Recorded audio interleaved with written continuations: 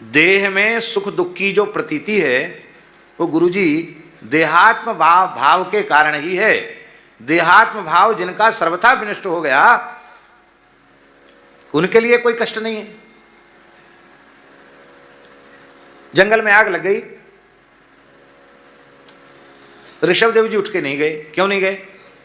बोले जंगल जल रहा है या देह जल रहा है, इसमें भेद क्या है? ये जंगल भी पार्थिव है, अग्नि भी पार्थिव है और ये देह भी पार्थिव है, और मुझे तो कोई जला ही नहीं सकता, मैं जलने वाला हूं क्या? यह ज्ञान उनका सिद्ध है, इसलिए जंगल जल गया और जंगल के साथ शरीर भी जल गया, उनको कोई कष्ट नहीं हुआ। देहाध्यास के सर्वथा नष्ट होने पर कैसा दिव्य परिणाम उपस्थित हो जाता है साधकों के जीवन में, इसके प्रमाण है ये चरित्र। आहा, बोलो भक्तवत्सल भगवान की जय। तो इस तरह से हम निरंतर आनंद में रहना चाहते हो तो हम भगवान की शरण में जाएं। उत्पत्ति, पालन और संहार ये तीन हैं और इन तीनों के मूल कारण भगवान हैं। भगवान के संकल्प से ही जगत की उत्पत्ति, पिंड ब्रह्मांड की उत्पत्ति, पालन और संहार भगवान के ही संकल्प से होता है। और इसी चक्र में हम पड़े हैं, बार बार पैदा होना, बार बार मरना, सुख दुख भोगना।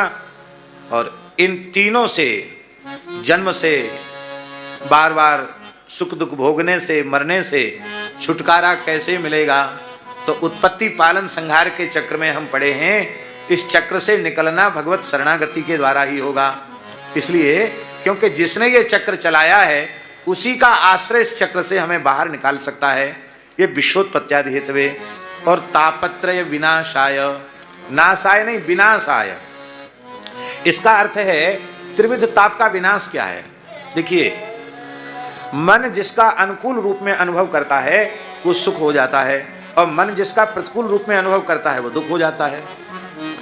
अनुकूल वेदनीयम सुखम और प्रतिकूल वेदनीयम दुखम। अब मन पूरी तरह भगवान में समर्पित हो गया तो ना अनुकूल रह गया ना प्रतिकूल रह गया। तो शरीर के दुख के भोग के क्षण में भी उसकी अंतःकरण की वृत्ति परिपूर्ण रूप से भगवान में समर्पित रहती है।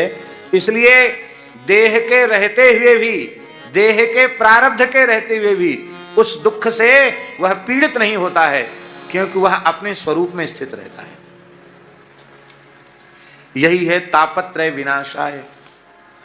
इसलिए भगवान के भक्त को लोक की दृष्टि में लगता है इन्हें पीड़ा हो रही है, पर वृत्ति भगवान में है, इसलिए वो साक्षी बन जाते हैं, उनको पीड़ा का अनुभव नहीं होता।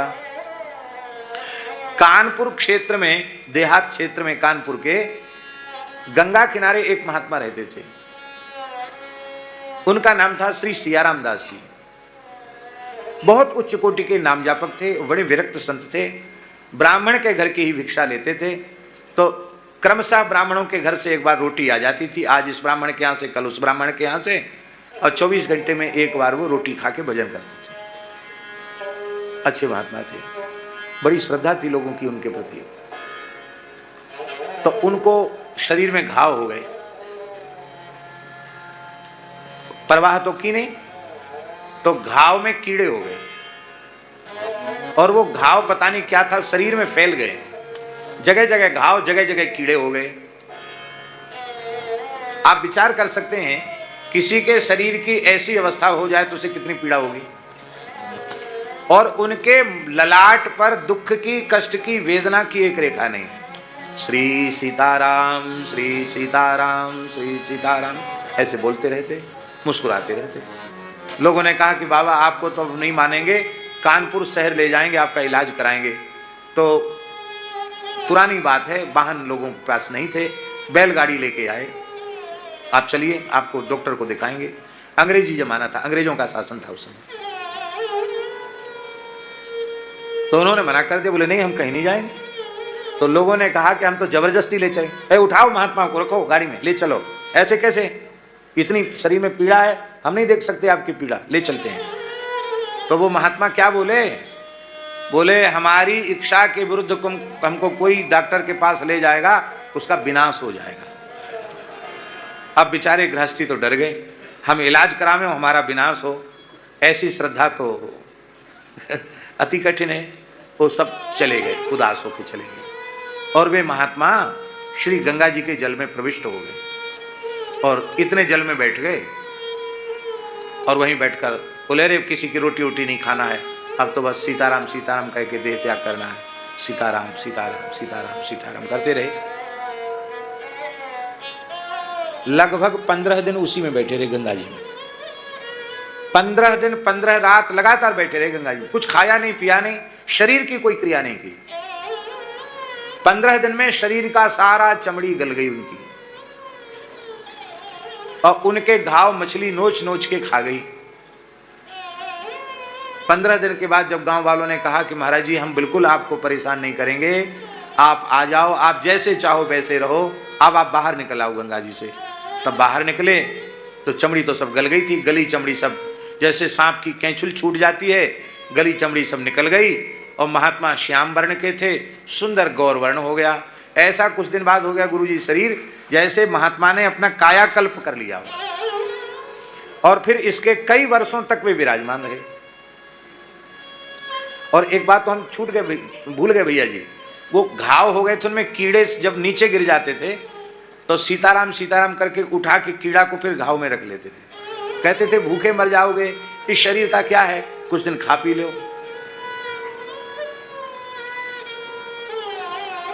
एक फूटी कौड़ी की दवा, यह है तापत्रय विनाशाय। प्रत्यक्ष शरीर को कितनी पीड़ा है, पर चित्त की वृत्ति श्री सीताराम जी में लगी हुई है, इसलिए देह में देह की पीड़ा का अनुसंधान नहीं है। यह है पूर्ण शरणागति का लाभ फल। तापत्रय विनाशाय श्री कृष्णाय वयं नुमः। इसका आशय है यदि हम सत्स्वरूपता चित स्वरूपता आनंद स्वरूपता की प्राप्ति करना चाहते हैं, जन्म मृत्यु के चक्र से निकलना चाहते हैं, देह के रहते हुए भी त्रिविध ताप का आत्यंतिक अभाव हो जाए, उसकी अनुभूति हमें न हो, ऐसा हम चाहते हैं, तो हम अब सर्वतोभावेन भगवान की शरण हो जाएं। ऐसे भगवान को प्रणाम है। पहले भगवान की शरणागति है, फिर दूसरे श्लोक में गुरु की शरणागति है। श्री सुखदेव जी गुरु हैं। गुरु कौन है? कोवा गुरु यो ही हितोपदेष्टा। भगवान शंकराचार्य कह रहे हैं कि गुरु कौन है? जो हितकारी बात बतावे वो गुरु है। श्री सुखदेव जी की वाणी श्रीमद् भागवत शास्त्र है, कितनी हितकारी बातें भागवत जी में हैं। सुखदेव जी गुरु हैं। मुनीनाम गुरुम, मुनियों के भी गुरु श्री सुखदेव जी हैं, उनको हम सब प्रणाम करते हैं। यम प्रव्रजंतम अनुपेतमपेत कृत्यन द्वैपायनो विरह कातर आजुहाव पुत्रेति तन्मयतया तर्वो विनेदुस्तम सर्वभूत हृदयम मुनिमानतोस्मि। जिन श्री सुखदेव जी महाराज का अभी जात कर्मादि संस्कार भी नहीं हुए थे, यज्ञोपवीत आदि ही नहीं हुआ, महाराज जी नालोच्छेदन ही नहीं हुआ, तो उपनयन आदि कहां से होंगे? अपेत कृत्य थे। अपेत कृत्य का अर्थ है कि सुखदेव जी की कोटि के महापुरुषों को किसी कर्मकांड की, किसी विधि निषेध की आवश्यकता उनको नहीं है, क्योंकि यह आवश्यकता उनकी है जिनका देह भाव है, और जिन्हें देह भाव ही नहीं है उनको क्या आवश्यकता है। और ऐसे अपने किशोर अवस्था वाले पुत्र सुखदेव जी, जिनके यज्ञोपवीतादि संस्कार भी नहीं हुए थे, और वे जा रहे थे जंगल की ओर, तो द्वैपायनो विरह कातर आजुहाव। श्री व्यास जी विरह से व्यथित होकर पुकार रहे थे, पुत्र पुत्र शुक शुक पुकार रहे थे, लेकिन आपने अपने व्यास जैसे पिता को भी उत्तर नहीं दिया। तरवह अभिनेदु, वृक्षों ने उत्तर दिया, शुकोहम शुकोहम शुकोहम, अथवा पुत्र पुत्र, वृक्षों से पुत्र पुत्र की ध्वनि आने लगी। ऐसे सर्वभूत हृदय श्री सुखदेव जी के चरणों में हम सब प्रणाम करते हैं। अब विरह का तर आजुहाव, इस संबंध में थोड़ी चर्चा जरूरी है। जिन भगवान व्यास की वाणी का आश्रय लेकर जीव अविद्या से मुक्त हो जाता है, भगवत स्वरूपता को प्राप्त कर लेता है, उन भगवान व्यास के हृदय में पुत्र के संबंध से मोह हो और वे पुत्र मोह के कारण विरह से कातर होकर के पुकार रहे हैं, ऐसा सोचना भी अपराध है। व्यास जी के तत्व को न जानने वाले ऐसा सोच सकते हैं, व्यास जी के संबंध में ऐसा नहीं सोचना चाहिए। श्रीमद् भगवद गीता किसकी वाणी है? व्यास जी की वाणी है। ब्रह्मसूत्र किसका है? व्यास जी का है। व्यासोच्छिष्टम जगत सर्वम, सारे पुराणों पुराण व्यास जी की ही कृति है।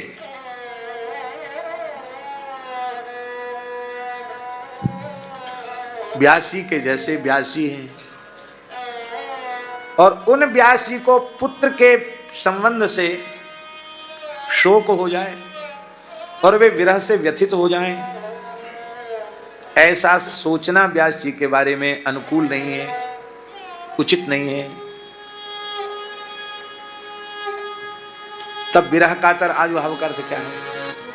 तब इसका अर्थ यह है कि श्री व्यास जी सुखदेव जी की महिमा जानते हैं। ये जीवन मुक्त ब्रह्म स्वरूप महात्मा हैं। ऐसे महात्मा हमारे यहाँ पुत्र रूप से आए हैं, तो ऐसे दिव्यात्मा महात्मा के साथ तो हम प्रस्थानत्रयी की चर्चा करें, हम भगवत चर्चा करें, ज्ञान चर्चा करें, सत्संग का सुख लेवें, और ये तो हमारी तरफ देखते भी नहीं। तो ये संत का जो सत्संग का विरह है, उस विरह के कातर विरह कातर आजुहाव, ये पुत्र संबंध से विरह नहीं है। क्योंकि मिलत एक दुख दारुण देहि, बिछुरत एक प्राण हर ले।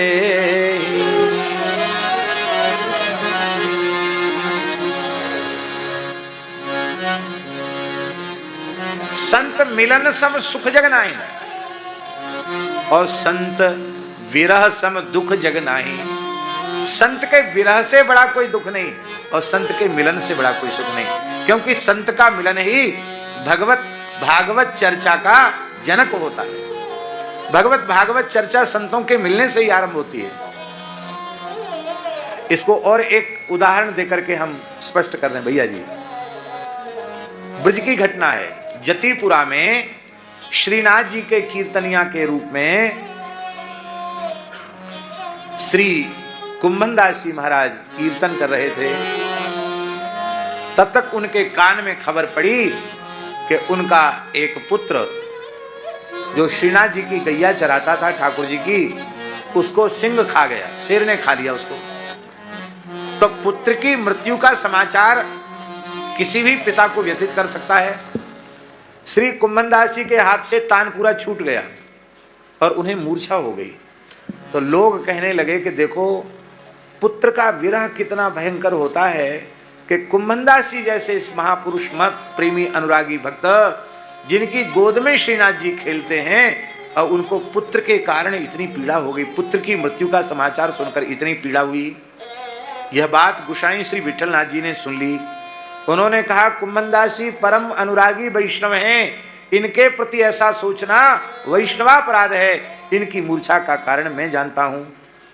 इनको मूर्छा क्यों हुई? इसलिए मूर्छा हुई कि पुत्र की मृत्यु हो गई। अब ब्राह्मण पंडित कहेंगे 10 दिन का सूतक हो गया, इस सूतक में तुम श्रीनाथ जी का दर्शन नहीं कर सकते, कीर्तन नहीं कर सकते, तो हम तो एक दिन बिना कथा कीर्तन सत्संग के नहीं रह सकते, 10 दिन तक कैसे जिएंगे? तो सत्संग पुत्र का वियोग नहीं है, सत्संग के वियोग की पीड़ा का अनुभव करने से इनको मूर्छा हुई। और श्री विठलनाथ जी ने अपना करकमल मस्तक पर पधराते हुए कहा, हे श्री कुंभनदास जी, आपके जैसे जो परम रसिक अनन्य भागवत हैं, उनको कोई सूतक का स्पर्श नहीं। आप मंदिर में आकर दर्शन करें और ठाकुर जी के सामने बैठ कर के कीर्तन करें। आप मेरे कान को अत्यंत प्रिय लगने वाली रसायन स्वरूप, अमृत स्वरूप, सारातिसार अर्थात सार गर्भित कथा आप कृपा करके सुनाइए। हे भगवान, भक्ति ज्ञान वैराग्य से युक्त विवेक, उसकी प्राप्ति कैसे हो? माया मोह की निवृत्ति वैष्णव इस कठिन काल में कैसे करें? क्योंकि प्रायः इस कलिकाल में जीव आसुर भाव को प्राप्त हो गए हैं और अपने आसुर भाव के कारण ही वे दुखी हैं। कोई उनको दुखी करने वाला नहीं है, अपनी आसुरी वृत्तियों के कारण ही मनुष्य दुखी है। उनकी आसुरी वृत्तियों का शोधन कैसे हो? कल्याणकारी साधनों में जो सबसे श्रेष्ठ हो, पवित्रों को भी पवित्र कर देने वाला हो और श्री कृष्ण की ऐसी प्राप्ति का साधन जहां भगवत प्राप्ति के बाद फिर वियोग न हो, नित्य निरंतर भगवत संयोग का सुख प्राप्त हो, ऐसा कोई साधन बताओ जो श्री कृष्ण की शाश्वत प्राप्ति का साधन है। हे भगवान, ये जिज्ञासा आपके चरणों में हम इसलिए कर रहे हैं क्योंकि चिंता मणिर्लोक सुखम सुरद्रुः स्वर्ग संपदम प्रयच्छति गुरुः प्रीतो वैकुंठम योगी दुर्लभम। हमने आपने देखी तो नहीं, पर एक चिंतामणि होती है। उस चिंतामणि से कोई संसार की भौतिक वस्तु मांगे वो दे सकती है। संसार का कोई भी सुख चिंतामणि दे सकती है। लेकिन कोई चिंतामणि से कहे कि तुम हमें स्वर्ग का सुख दे दो, स्वर्ग की संपत्ति दे दो, तो चिंतामणि कहेगी कि जगत की संपत्ति तो मैं तुम्हें दे सकती हूं, स्वर्ग की नहीं।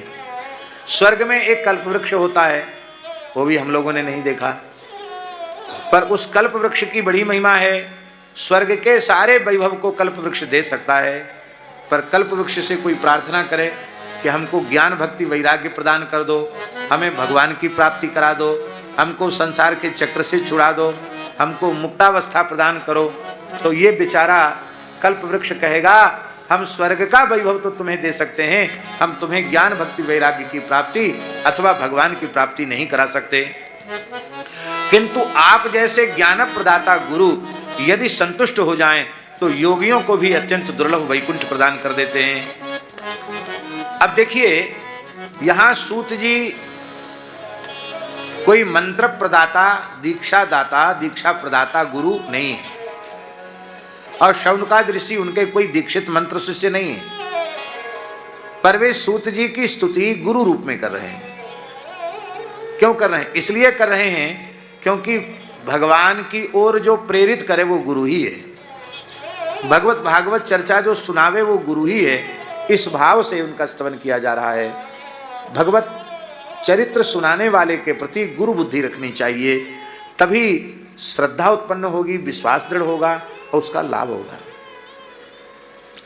इसलिए उनका स्तवन इस रूप में किया जा रहा है।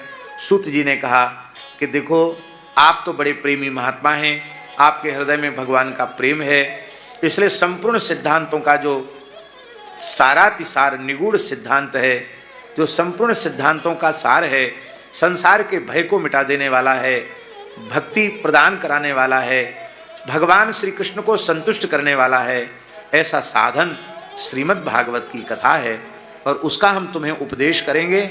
लेकिन उसकी मर्यादा क्या है? तो कहते तदहम ते विधास्यामि सावधानतया शृणु, तदहम ते विधास्यामि, उसको हम तुम्हें सुनाएंगे, इसलिए तुम सावधान होकर सुनो। अविधास्यामि माने सुनाएंगे, ये तो अर्थ है ही है। धेट पाने भी है, धेट धातु पानार्थक भी है। इसका अर्थ है हम तुम्हें सुनाएंगे और स्वयं भी उस रस का पान करेंगे। सरलार्थ हुआ तुभ्यम प्रदास्यामि और स्वयं च पास्यामि, स्वयं भी मैं उसका पान करूंगा। वक्ता केवल दूसरों को ही रस नहीं देता, स्वयं भी रसास्वादन करता है। और हमसे तो कोई पूछे तो हम कहेंगे श्रोता पता नहीं कितना करता नहीं करता, पर भगवत चर्चा करने वाले को तो बहुत सुख मिलता है। बोलो भक्तवत्सल भगवान की। काल रूपी सर्प के मुख से बचाने वाली यह कथा श्रीमद् भागवत की कथा है, जो श्री सुखदेव जी ने प्रकट की है। अंतःकरण की शुद्धि के लिए इससे बढ़कर दूसरा कोई साधन नहीं है। जन्म जन्मांतर में कोई विशेष पुण्य होता है तब भागवत की कथा सुनने का सौभाग्य प्राप्त होता है। श्री सुखदेव जी महाराज कथा कह रहे थे और राजर्षि परीक्षित कथा श्रवण कर रहे थे। इसी समय देवराज इंद्र देवताओं के सहित अमृत का कलश लेकर आए और सामने अमृत का कलश रख दिया और कहा कि कथा सुधाम प्रयच्छस्व गृहीत्वैव सुधामिमाम। आप कृपा करें ये कथामृत तो हमको पिला दें और ये स्वर्ग का अमृत परीक्षित को पिला दें। ये जवान है, तक्षक नाग के डसने से इसकी मृत्यु हो जाएगी, इसको मृत्यु का भय, पी करके अमर हो जाएगा।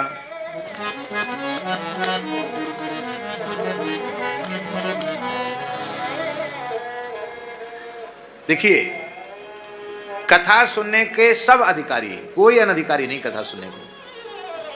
कथा सुनने के लिए कोई अनधिकारी नहीं, कथा सुनने के सब अधिकारी। तो देवता तो अधिकारी नहीं, परम अधिकारी है। पर परम अधिकारी देवताओं को श्री सुखदेव जी ने कथा श्रवण का अनधिकारी माना, अधिकारी नहीं माना। क्यों? क्योंकि वे स्वर्ग के अमृत के साथ कथामृत का विनिमय करना चाहते थे। इसका मतलब है गुरुजी कि जो कथा का सौदा करे वो कथा सुनने का अधिकारी नहीं है। ध्यान में ही बात, देवता अधिकारी हैं। अब यहां देखो, इसी बगल में कक्ष में देवता सब बैठे हैं। सब मंडलों पर देवता बैठे हैं कि नहीं? आप लोग रोज पूजा कर रहे हैं तो देवता तो हैं, वो कथा भी सुन ही रहे हैं। पर यहां देवताओं को नहीं बैठने दिया सुखदेव जी ने, को तो चले जाओ, तुम कथा सुनने के अधिकारी नहीं हो। क्यों? तुम कथा की सौदाबाजी कर रहे हो कि स्वर्ग का अमृत ले लो, कथा दे दो। कथा की कीमत लगाने वाला व्यक्ति कथा सुनने का अधिकारी नहीं है। कथा की कोई कीमत है? कोई कीमत नहीं कथा की। तो जो विनिमय करते हैं वस्तुओं के जैसे, कथा का विक्रय करते हैं, वो कथा के अधिकारी नहीं हैं। ये सुखदेव जी के कहने का प्रयोग है। और तुम विनिमय भी क्या कैसे करना चाहते हो? क्या विनिमय करना चाहते हो? बोले क्व कथा क्व सुधा क्व कथा लोके क्व काचः क्व मणिर्महान ब्रह्मरात्रो विचार्यैवं तदा देवान् जहासः। कहाँ तो भगवान की कथा का दिव्य अमृत और कहाँ तुम्हारा स्वर्ग का तुच्छ अमृत। जैसे एक कांच का टुकड़ा मणि की बराबरी नहीं कर सकता, ऐसे ही तुम्हारा स्वर्ग का अमृत भगवत कथामृत के आगे तुच्छाति तुच्छ है, बराबरी नहीं कर सकता। इसका मतलब है कि आपको कथा की महिमा ही पता नहीं है, आप कथा के महात्म्य को नहीं जानते हैं, इसलिए सौदाबाजी कर रहे हैं। आप कथा के सौदागर हैं, आपको अधिकार नहीं है कथा सुनने का। स्वर्ग का जो अमृत है वो सामान्य वस्तु नहीं है, ये बात समझ लें। अमृतोत्पादन में, अमृत की प्राप्ति में भगवान को बड़ा प्रयत्न करना पड़ा।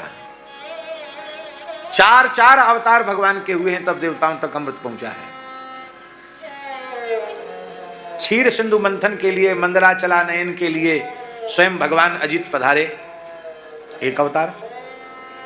फिर मंदराचल डूबने लग गया, मंथन क्रिया अवरुद्ध हो गई, तो मंदराचल को पीठ पर उठाने के लिए दूसरा कच्छप अवतार। फिर अमृत का कलश हाथ में लेकर भगवान धन्वंतरी आए तो तीसरा अवतार। और जब धन्वंतरी भगवान के हाथ से देवता कलश छीनकर भाग गए, दैत्य कलश छीनकर भाग गए और देवता भगवान की शरण में गए, तो देवताओं को अमृत पिलाने के लिए भगवान का चौथा मोहिनी अवतार। अरे भैया, हिरण्यकशिपु, हिरण्याक्ष, रावण, कुंभकर्ण, शिशुपाल, दंतवक्त्र, इन सबको मारने में भगवान को उतना श्रम नहीं करना पड़ा जितना श्रम भगवान को देवताओं तक अमृत पहुंचाने में करना पड़ा, 4 अवतार भगवान को लेने पड़े। और इतना ही नहीं, वह अमृत कितनी दिव्य वस्तु है कि जब अमृत दैत्य छीनकर भाग गए धन्वंतरी भगवान के हाथ से, तो इंद्र का पुत्र जयंत देवताओं की सेना लेकर के पीछे लगा और उसने अमृत बलपूर्वक अमृत छीन लिया जयंत ने, और देवासुर संग्राम हुआ, देवता पीछे पीछे दौड़े। और उस समय 12 दिन तक लड़ाई चली। कितने दिन तक लड़ाई चली? अमृत के लिए। तो देवताओं के 12 वर्ष और मनुष्यों के, देवताओं के का माने देवताओं का 1 वर्ष और हम लोगों का 1 वर्ष और देवताओं का 1 दिन। तो मनुष्यों के 12 वर्ष और देवताओं के 12 दिन। 12 दिन तक युद्ध चला धरती के अलग अलग क्षेत्रों में। तो ज्योतिष के एक विशिष्ट मुहूर्त में, उस युद्ध में ही अमृत के कुछ कण प्रयाग में गिरे। तो ज्योतिष के अनुसार वह योग आने पर प्रयाग में महाकुंभ पर्व हो जाता है। कुछ अमृत के बिंदु नासिक में गिर गए गोदावरी तट पर, तो वहां महाकुंभ पर्व हो जाता है। विशिष्ट मुहूर्त में कुछ अमृत कण उज्जैन में गिर गए, तो वहां महाकुंभ हो जाता है। कुछ कण हरिद्वार की धरती पर गिरे, वहां महाकुंभ हो जाता है। आप सोचो, अमृत की कुछ बूंदें गिरने से उन तीर्थों में उस योग में स्नान दान पुण्य अक्षय पुण्यदायक होता है। इतनी महिमा अमृत की बूंदों की है। और पूरे का पूरा घड़ा अमृत का कलश लेकर देवता ले आए, ये कोई सामान्य बात है? जिसकी 2-4 बूंद गिर गई उसकी इतनी महिमा है। पर जिस अमृत की इतनी महिमा है, वह अमृत भी कथामृत के आगे तुच्छ है। यह कथा की महिमा है। क्यों? जिस अमृत की इतनी महिमा है, वह अमृत भी कथामृत के आगे तुच्छाति तुच्छ है। यह कथामृत की महिमा। इतना विशिष्ट अमृत भी कथामृत के आगे किसी काम का नहीं। क्यों गुरुजी? उस अमृत के पान से अविद्या का नाश नहीं होता, अज्ञान का नाश नहीं होता, ज्ञान भक्ति वैराग्य की प्राप्ति नहीं होती, दैत्यों के भय, दैत्यों से प्राप्त होने वाले भय की निवृत्ति भी नहीं होती। अमृत तो पीते हैं देवता भैया जी। और रावण जब एक गर्जना करता है, तो तुलसीदास जी लिखते हैं, देवन तके मेरुगिरी खोहा। रावण की एक गर्जना में मेरु मंदराचल की गुफाओं में देवता जाकर छिप जाते हैं। भैया क्या हुआ? अमृत पीने से फायदा है। श्री राधा रानी कह रही भ्रमर गीत में, इन श्री कृष्ण के कथा सुधा रस की अमृत की एक बूंद का स्वाद भी किसी भाग्यशाली को मिल जाए, उसके सारे द्वंद्व धर्म तत्काल नष्ट हो जाते हैं। द्वंद्व धर्मा विनष्टा। ये संसार द्वंद्व धर्मात्मक ही है, द्वंद्वात्मक संसार है, उसका संसार उजड़ जाता है। ज्ञाते तत्वे कह संसार, संसार नहीं रह जाता है। यदनुचरित लीला कर्ण पीयूष विप्रुट सकृत ददन विधूत द्वंद्व धर्मा विनष्टा। सकृत माने एक बार भी चस्का लग गया। और जब भैया जी सारे द्वंद्व धर्म नष्ट हो जाते हैं, तो सपदि ग्रह कुटुंबम, फिर न स्त्री बांध सके, न पुत्र बांध सके, न माता पिता बांध सके, फिर तो सपदि ग्रह कुटुंबम। सपदि माने सद्यः घर को, कुटुंब को, दीनम उत्सृज्य, रोते बिलखते हुए छोड़ करके, स्वयं दीनहीन होकर के तृणवत संसार को त्याग करके, बहव इह अस्मिन् वृंदावने विहंगा भिक्षुचर्याम चरन्ति।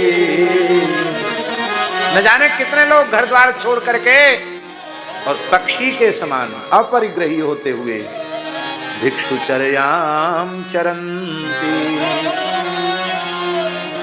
संसार उजड़ जाता है।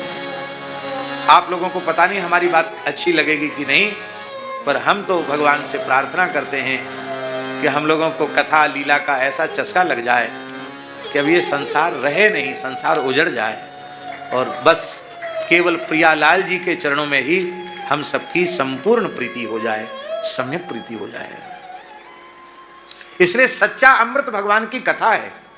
धन्यास्ते कृतिनः पिबन्ति सततम श्री राम नामामृतम। राम नामामृत, कथामृत, लीलामृत, ये अमृत है। श्री चैतन्य महाप्रभु जी क्या कह रहे हैं?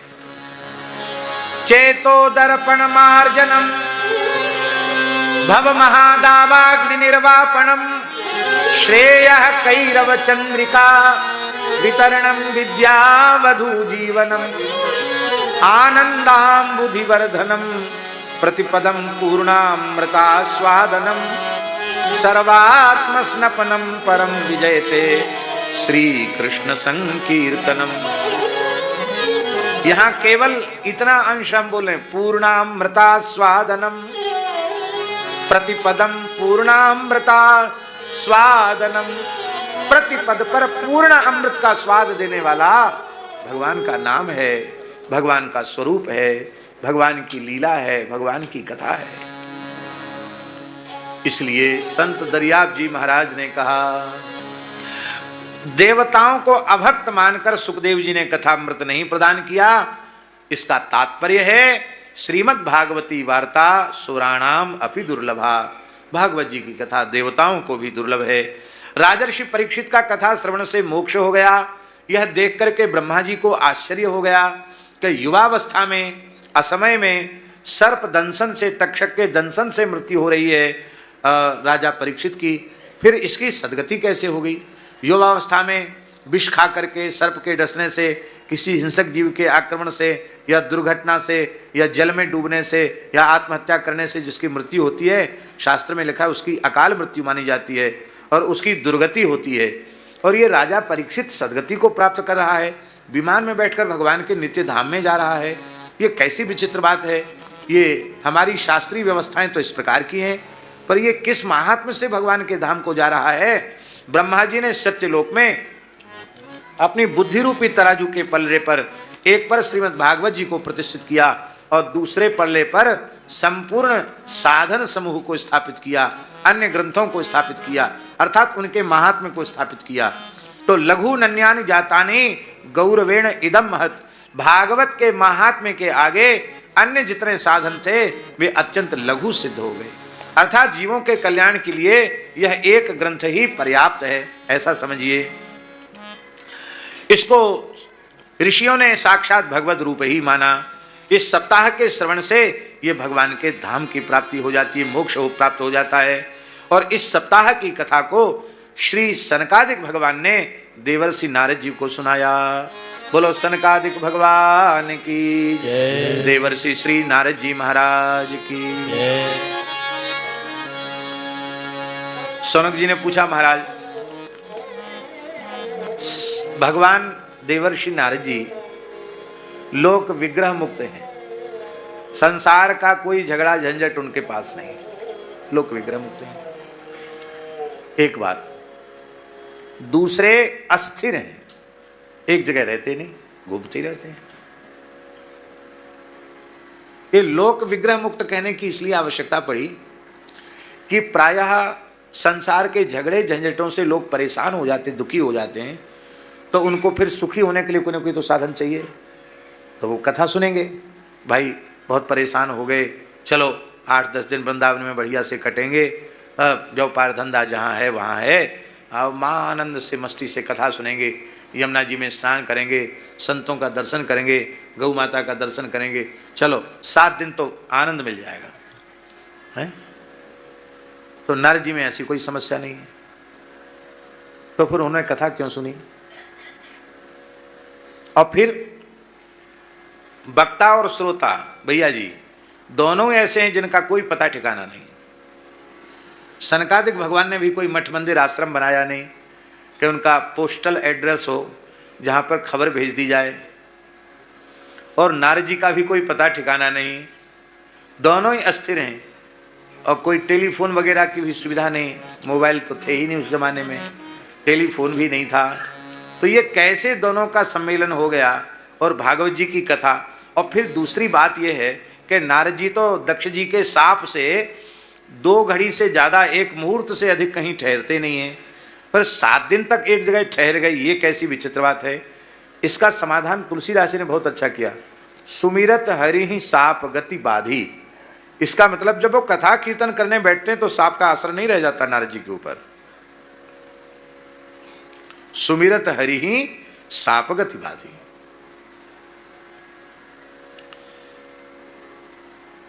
अस्थिर हैं, एक जगह रहते नहीं, घूमते ही रहते हैं। सनकादिक भी घूमते रहते हैं और नारद जी भी घूमते रहते हैं। और देखो, इनको घूमते ही रहना चाहिए, इनको स्थिर होना भी नहीं चाहिए। क्यों? गुरुजी भगवत कथा सुनाने वाले वो कथा रस के परिवेशक हैं। परिवेशक माने परोसने वाला, और परोसने वाला एक जगह खड़ा हो जाए तो पंगत भूखी रह जाएगी। हम अपने हाथ में, गिरधर शास्त्री जी, तस्मई की बाल्टी हाथ में लें, यहीं खड़े हो जाएं, तस्मई तस्मई तस्मई तस्मई। जो बेचारे बैठे वो कहेंगे भैया कीर्तन सुनाओ, तस्मई तस्मई। हमारे तो सकोरा खाली पड़े। तो परोसने वाले को पंगत में घूमते रहना चाहिए, केवल बोलना नहीं चाहिए, परोसना चाहिए। तस्मई राम तस्मई राम तस्मई तस्मई। मालपुआ मालपुआ। महाभारत में गुरुजी एक जगह लिखा है कि विद्वान ब्राह्मण और यति चातुर्मास के अतिरिक्त यदि एक जगह रह जाते हैं तो यह पृथ्वी उनके लिए शोक करती है। यह महाभारत में लिखा है, हमने मूल पाठ में पढ़ा है। शोक क्यों करती है धरती उनके लिए? इसलिए शोक करती है कि तुम्हारी ड्यूटी है, तुम्हारी जिम्मेवारी है कि पूरे देश में विचरण करके और सबको भगवान की कथा सुनाकर सबको भगवान में लगाओ। ये तुम्हारी जिम्मेवारी है। तुम अपनी जिम्मेवारी का पालन नहीं कर रहे हो। हम प्रसंगवश ये बात बता रहे हैं आपको। हमारे पवित्र भारतवर्ष के जो क्षेत्र ईसाई हो गए या मुसलमान हो गए, बड़ी तेजी से वहां धर्मांतरण किया जा रहा है। उसका कारण क्या है? त्रिपुरा, मिजोरम, नागालैंड, गोवा, मणिपुर, असम, इधर दक्षिण में केरल आदि क्षेत्र। हाँ जी, हाँ वो भी जला। हाँ, कितनी विचित्र बात करें। पंजाब के एक सज्जन बैठे हैं, कहते हैं पंजाब में उतने गुरुद्वारे नहीं जितने चर्च पंजाब में बन गए हैं।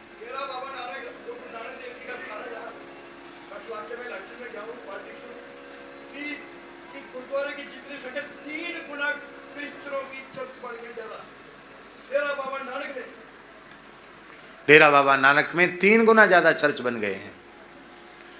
बैठिए, बैठ जाइए। हम निवेदन ये कर रहे हैं, इसका मूल कारण क्या है? इसका मूल कारण है कि उन क्षेत्रों में संतों को जाना चाहिए था, संत नहीं गए। गए तो केवल व्यवसाय करने वाले लोग गए। ईमानदारी से गीता, भागवत, रामायण की चर्चा सुना करके और जीवों को धर्म से, सदाचार से, भगवान से जोड़ने वाले लोग नहीं पहुंचे। अभी हमारे एक बड़े प्रेमी हैं, सज्जन हैं, पवन जी नाम है उनका। वे पूरे पूर्वोत्तर क्षेत्र का काम उनको संघ ने सौंपा है। 7 प्रांत उनके कार्यक्षेत्र में आते हैं। मणिपुर, आसाम, त्रिपुरा, मेघालय, नागालैंड, ये सब मिला के 7 प्रांत उनके कार्यक्षेत्र में आते हैं। वो कह रहे थे, महाराज जी वहां के लोग जानते ही नहीं कि साधु क्या होते हैं, संत क्या होते हैं, गीता, भागवत, रामायण क्या होती है, वहां के लोग नहीं जानते। इसलिए वो ईसाई बनते चले जा रहे हैं और मुसलमान बन रहे हैं, ईसाई बन रहे हैं कि दूसरे लोग विदेशी धन से उनको धर्मांतरण कर रहे हैं। और इतना ही नहीं, वहां रहने वाले हिंदू अज्ञानता के कारण मांस भक्षी तो है ही हैं, गाय को भी काट के खा रहे हैं। वो हैं हिंदू, पर उनको पता ही नहीं है कि हमको गोमांस नहीं खाना चाहिए। तो वो कह रहे थे कि जब हम लोग संघ के लोग गांव गांव में जाकर प्रचार करते हैं, इक्का दुक्का कुछ लोग बच गए हैं, उनको बचाने की कोशिश करते हैं, तो वो लोग पूछते हैं कि आपके साधु संत दिल्ली, बंबई, कलकत्ता में बड़े बड़े सेठों के यहाँ तो कथा करते हैं, यहाँ तो कोई साधु आता नहीं।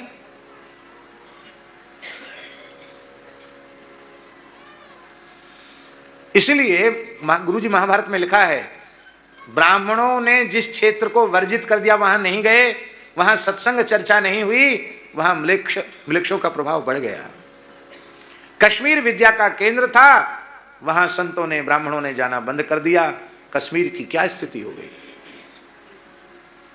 इसीलिए वनवासी क्षेत्रों में, सुदूर क्षेत्रों में, देखो भैया जी, मरीज हॉस्पिटल में जाने लायक होता है तो उसको ले जाकर हॉस्पिटल में ले जाते हैं, और मरीज इतना गंभीर है कि वो जा ही नहीं सकता तो दयालु चिकित्सक उसके पास चल के जाता है।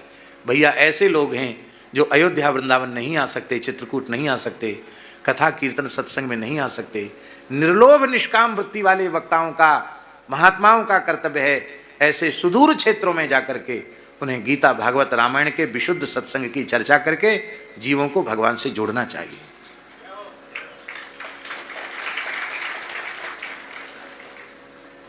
पर शास्त्री जी सबके अलग अलग मिशन हैं, सबके अलग अलग लक्ष्य हैं, उनकी पूर्ति में ही हम सब लोग लगे हुए हैं। ईमानदारी से सनातन धर्म का क्या होगा इसकी चिंता जैसी होनी चाहिए वैसी चिंता नहीं है। परम पूज्य श्री करपात्री जी महाराज परम वीतराग, परम वैराग्यवान, तत्वज्ञानी महापुरुष थे, लेकिन उनके हृदय में भारी कष्ट था इस बात का, इसलिए अपने संपूर्ण जीवन में वे धर्म का प्रचार प्रसार करते रहे। ये जो आदि शंकराचार्य जी ने पूर्व, पश्चिम, उत्तर, दक्षिण ये जो 4 पीठ बनाई, इसका प्रयोजन क्या था गुरु जी?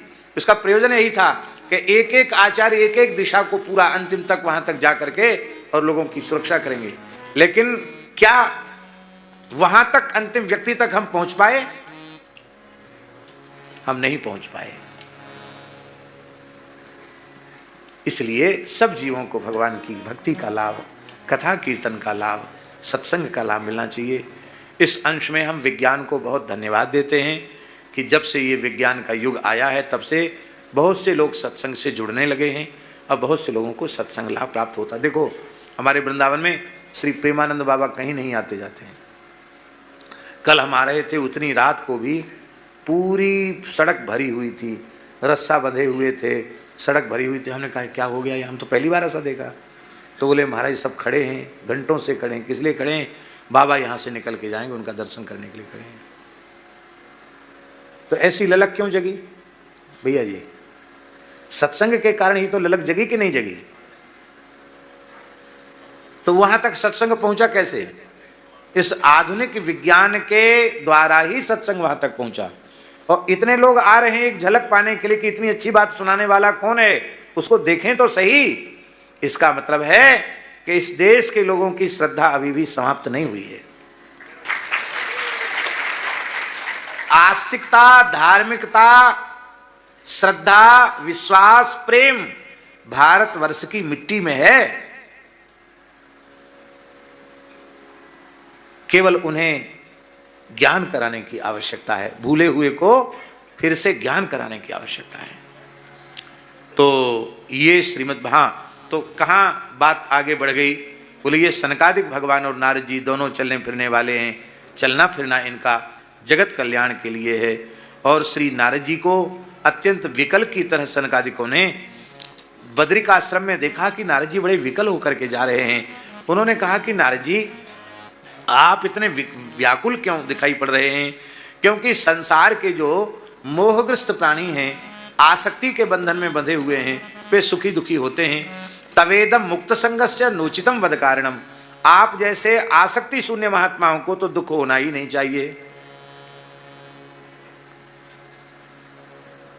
एक संत थे सौराष्ट्र में, उनका नाम था स्वामी श्री संपूर्णानंद जी। उनके पास एक बार हम बैठे थे तो एक व्यक्ति ने उनसे पूछा, संपूर्णानंद जी से पूछा कि बापू आप सदा प्रसन्न रहते हैं, आपकी प्रसन्नता का कारण क्या है? हम वहीं बैठे थे तो उन्होंने एक झटके में उत्तर दिया, मेरी असंगता। क्या कहा? मेरी असंगता। संपूर्णानंद जी से पूछा कि आप कभी दुखी नहीं दिखाई पड़ते, सदा खुश दिखाई पड़ते हैं, आपकी प्रसन्नता का कारण क्या है? उन्होंने उत्तर दिया, मेरी असंगता। जो असंग व्यक्ति है उसे, क्योंकि संग ही दुख का कारण है, और असंग है तो कारणाभावे कार्याभावा, कारण ही निवृत्त हो गया तो कार्य निवृत्त हो गया। अब यहां एक विशेष बात है कि किसी आसक्ति शून्य महात्मा के मुखमंडल पर दुख और क्लेश के भाव दिखाई पड़े तो यह कभी नहीं समझना कि व्यक्तिगत उसके दुख का कारण है, तब समझना कि समष्टि में जीवों के दुख को देख करके वे द्रवित हो गए हैं और जीवों के कल्याण की चिंता में ही वे दुखी हो रहे हैं। इन जीवों का कल्याण कैसे हो? श्री नारद जी ने कहा, हे सनकादिक भगवान, ये पृथ्वी भगवान की अवतार लीला भूमि है, ऐसा मान करके मैं और धरती पर गया।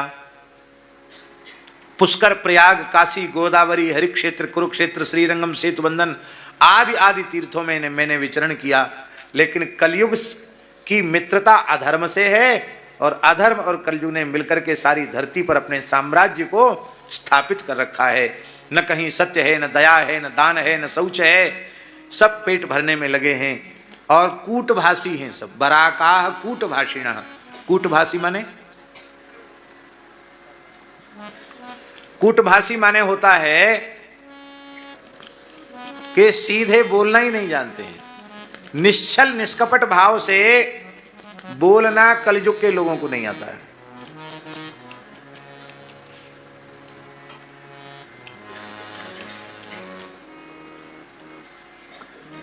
एक जगह कहीं जाना था और एक सज्जन चर्चा करने लगे, तो उनके चर्चा करने पर भी हम ये समझ नहीं पाए कि इनको भी हमारे साथ जाना है। हम नहीं समझ पाए, तो काफी देर तक चर्चा करते रह गए।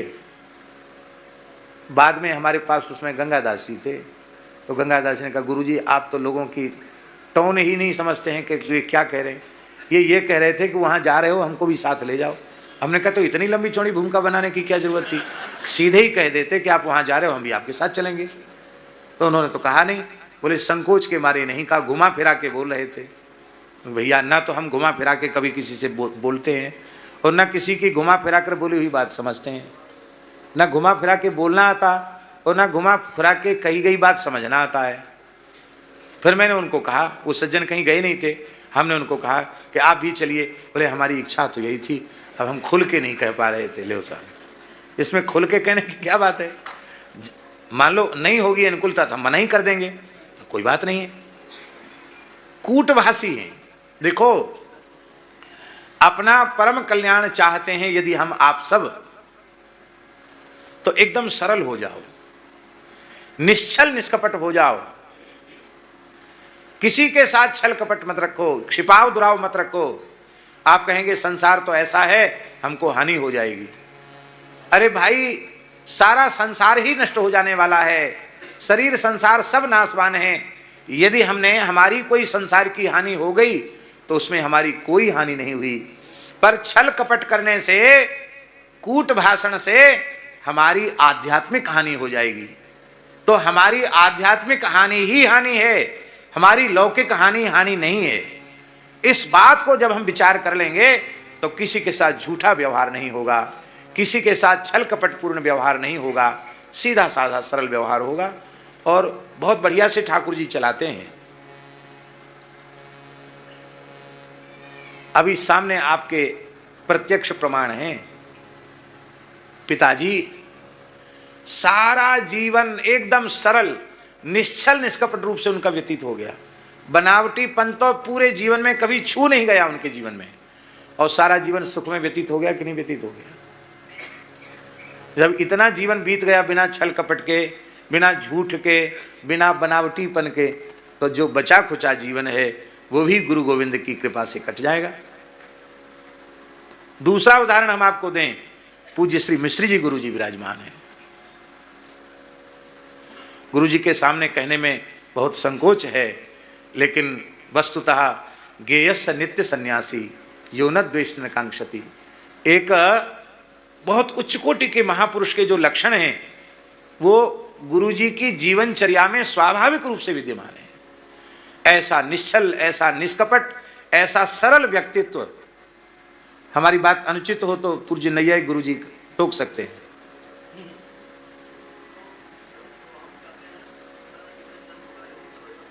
हाँ, क्या कहना, सारा जीवन एक रस व्यतीत हो गया। बोलो भक्तवत्सल भगवान की जय। ऐसे न जाने कितने लोग यहां विराज रहे होंगे, हम तो नाम नहीं ले पा रहे, लेकिन एक उदाहरण हमने आपको दिया। कोई कहे कि बिना छल कपट के काम नहीं चलेगा, देखो बिना छल कपट के, बिना झूठ दंभ पाखंड के कितना बढ़िया जीवन व्यतीत हो रहा है। ये प्रमाण है। इसलिए सीधे हो जाओ, सरल हो जाओ, ठाकुर जी के प्रिय बन जाओगे।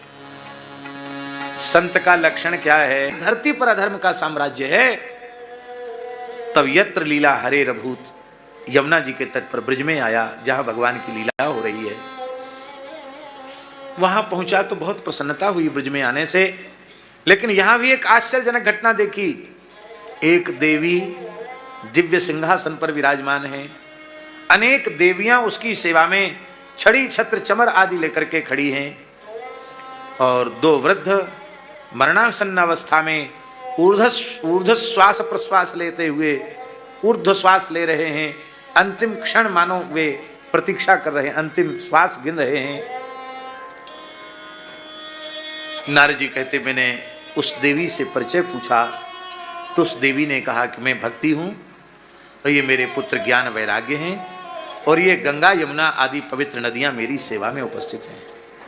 मैं द्रविड़ देश में उत्पन्न हुई, कर्नाटक में मेरा विस्तार हुआ, महाराष्ट्र में भी कहीं कहीं मेरा विस्तार हुआ, गुजरात में आई तो मैं जीर्ण अवस्था को प्राप्त हो गई, किंतु वृंदावन में आने से मैं पुनः नवीना हो गई, नवीन स्वरूप वाली हो गई। किंतु मेरे पुत्र ज्ञान वैराग्य ये तो एकदम बेहोश होके यहाँ गिर गए, इसलिए मैं यहाँ नहीं रहना चाहती हूँ। इदम स्थानम परित्यज्य विदेशम गम्यते मया, इस स्थान को छोड़कर मैं विदेश जाना परदेश जाना चाहती हूँ। नारद जी ने सोचा वृंदावन में भक्ति महारानी नहीं रहेंगी तो वृंदावन में रह क्या जाएगा, वृंदावन में भक्ति तो रहना आवश्यक है। तब आपने कहा आप कहीं जावे नहीं, आपके पुत्रों की पीड़ा को दूर करने का मैं प्रयत्न करता हूँ। वेद वेदांत का पाठ किया, गीता का पाठ किया, लेकिन फिर भी ज्ञान वैराग्य की मूर्छा दूर नहीं हुई। यहाँ ये जो उपक्रम है कथा का, गुरु जी वो इसलिए है, ज्ञान वैराग्य की मूर्छा इसलिए दूर नहीं हुई कि कलयुग के बुद्धिमान मनुष्य लोग शास्त्रों को पढ़ने के बाद, वेदांत श्रवण करने के बाद लंबी चौड़ी बातें तो कंठस्थ कर लेते हैं। गीता कंठस्थ है, ब्रह्मसूत्र कंठस्थ है, विविध भाष्य उनकी विविध टीकाएं कंठस्थ हैं, और पढ़ते पढ़ाते भी रहते हैं, लेकिन इसके बाद भी उनका ज्ञान और वैराग्य सोया हुआ रहता है। तो वह उनके जो ज्ञान वैराग्य बोधक शास्त्र हैं वे मात्र रोजी रोटी बन करके रह जाते हैं, इसलिए ज्ञान वैराग्य मूर्छित थे। कि कलयुग लोग तमाम लोग पढ़ते पढ़ाते रहते हैं, पर न तो शरीर से वैराग्य, न संसार से वैराग्य, न भोगों से अरुचि, कुछ नहीं होता है। इसलिए वो मूर्छित थे। लेकिन नारद जी हताश निराश नहीं हुए। उस समय आकाशवाणी हुई, नारद जी तुम्हारा उद्यम सफल होगा, इसके लिए तुम सत्कर्म का अनुष्ठान करो। और सत्कर्म का स्वरूप क्या है ये कौन बताएगा? कहते सत्कर्म का स्वरूप तुम्हें बतावेंगे संत। तत्ते कर्माभिधास्यन्ति साधवः साधुभूषणा, साधुता ही जिनका आभूषण है, ऐसे संत बताएंगे सत्कर्म का स्वरूप क्या है। ये बड़ी बारीक और बड़ी ऊंची बात है। आप पढ़ करके सुन करके निश्चय नहीं कर सकते, संत की कृपा से ही सत्कर्म का निश्चय होता है। पूज्य गुरुदेव भक्तमाली जी कहते थे कि शास्त्र जो है ना वो खारे समुद्र के समान है, और संत जो हैं भगवत भक्त संत वे मेघ के समान है, बादल के समान है। मेघ खारे समुद्र से ही जल लेते हैं, पर पूरा खारा नहीं लेते हैं, क्षारांश को उसी में छोड़ देते हैं, केवल मधुरांश लेते हैं। और फिर बरसते हैं तो हो ही जलद जग जीवन दाता। ऐसे ही ये शास्त्र जो है ना, ये खारे समुद्र के समान है, इन्हीं पर मंडराते रहते हैं संत, पर इनका क्षारांश प्रलय के जैसा दृश्य उपस्थित हो जाएगा। नमक के पानी से सब बिल्डिंग गल जाएंगी, सारी फसल चौपट हो जाएगी, सारे वृक्ष जल जाएंगे, कुछ नहीं रह जाएगा। इसलिए संत बताएंगे, अपने मन से निश्चय करके किसी साधन में भी प्रवृत्त नहीं होना, संत की आज्ञा से साधन करोगे तो उस साधन में, भैया जी ये ऊंची बात है, उस साधन में जो भगवान की प्रचंड माया विक्षेप पैदा करने वाली है, यदि संत सदगुरु की आज्ञा से आप ईमानदारी से साधन में लगेंगे तो भगवान की प्रचंड माया आपके साधन में बाधक नहीं होगी, बाधिका नहीं होगी, साधिका बन जाएगी। इसलिए संत सत्पुरुष ही बतावेंगे कि सत्कर्म का स्वरूप क्या है। नारद जी बोले आप तो मिल गए, आप बताओ। बोले सबसे श्रेष्ठ सत्कर्म है भगवान की कथा सुनना, उसी से ज्ञान पुष्ट होता है, उसी से भक्ति पुष्ट होती है, उसी से वैराग्य पुष्ट होता है। और आनंद तट पर अर्थात सुख तीर्थ में श्री सनकादिक भगवान ने कथा सुनाई और श्री नारद जी प्रधान यजमान होकर कथा सुन रहे हैं। संपूर्ण देवता ऋषि तीर्थ नद नदियां पर्वत देवियां यक्ष गंधर्व चारण किन्नर सब वहां उपस्थित हुए, क्योंकि सनकादिक वक्ता हैं और नारद जी श्रोता हैं। सारे तीर्थ आ गए। सर्वाणि तीर्थानि वसन्ति तत्र यत्राच्युतोदार कथा प्रसंग। जहां भगवान की कथा होती वहां संपूर्ण तीर्थों का निवास होता है। इसलिए भैया जी कथा मंडप से बड़ा कोई तीर्थ नहीं। इस धरती पर इतने तीर्थ हैं कि आप सतुआ बांध के घूमो तो भी पूरा जीवन बीत जाएगा, सब तीर्थों का दर्शन नहीं हो पाएगा। और कथा मंडप में आकर बैठ जाओ, भूमंडल के सारे तीर्थ कथा सुनने आते हैं। और इस समय तो कार्तिक का महीना है, कल्पवास सब कर रहे हैं, इस समय सारे ब्रह्मांड के तीर्थ वृंदावन में ही हैं और यहाँ कथा मंडप में बैठे हैं सब तीर्थ। आ गए बिना गोता लगाए, सब में गोता लग गया है।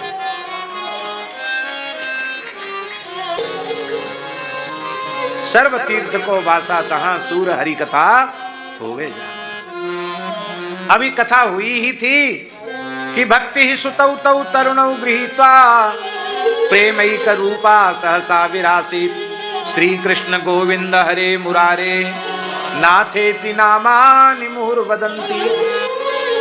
भक्ति ज्ञान वैराग्य के सहित प्रकट हो गई और कीर्तन करके नाचने लग गई। देखिए ज्ञान भक्ति नाचे तो कोई आश्चर्य नहीं है। आश्चर्य की बात तो यह है कि ज्ञान और वैराग्य भी नृत्य कर रहे हैं, वो भी भगवान नाम लेकर नृत्य कर रहे हैं। इसका तात्पर्य है कि भक्ति शून्य, ज्ञान वैराग्य निखट्टू हैं, इनमें रस नहीं है, ये नाचते नहीं है। पर भक्ति से संपुटित ज्ञान और भक्ति से संपुटित वैराग्य भी कीर्तन करके नाचता है। भैया श्रीमद् चैतन्य महाप्रभु जी के जैसा तीव्र वैराग्य पूरे इतिहास में ऐसा उदाहरण खोजना मुश्किल है।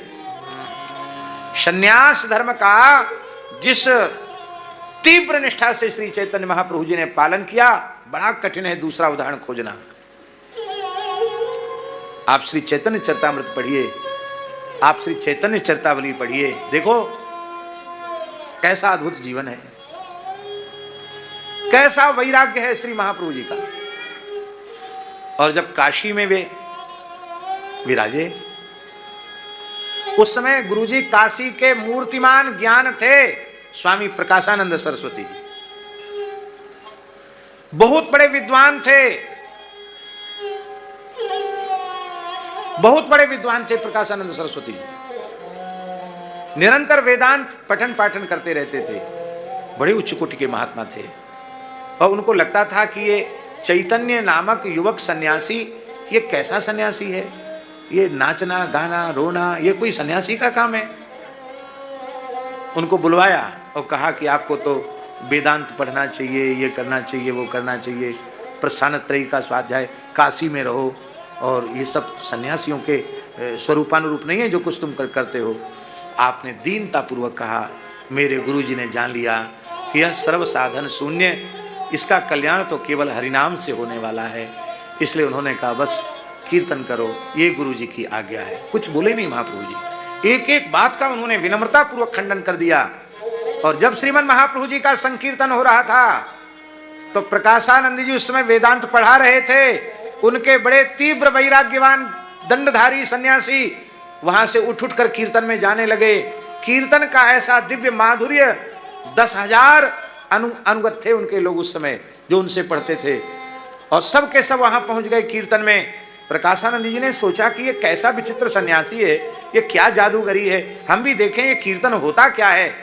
पर जैसे ही प्रकाशानंद जी वहां पहुंचे, श्री चैतन्य महाप्रभु महामंत्र का संकीर्तन कर रहे हैं, उनके नेत्रों से आंसुओं की पिचकारी छूट रही है, उद्दाम नृत्य कर रहे हैं, हुंकार कर रहे हैं, हजारों हजारों खोल करताल मृदंग बज रहे हैं। प्रकाशानंद जी भी दंड उठा उठा कर कीर्तन करके नाचने लगे।